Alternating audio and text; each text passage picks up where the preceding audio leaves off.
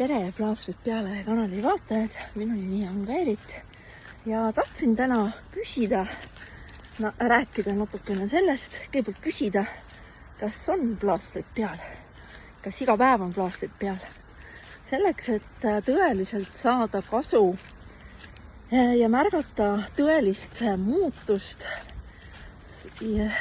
selleks on vaja järjekindlust ja püsivust, mis siis tähendab seda, et iga päev peaks olema plaaster peal, X39 või plaastrid peal, kui on soov kasutada ka teisi plaastreid. Et ei juhtu imed, ühe päevaga ei juhtu, ühe nädalaga ka tavaliselt ei juhtu. Kuu ajaga võib juba üht-teist märgata, aga selleks, et tõeliselt saaks osa ja saaks kasu sellest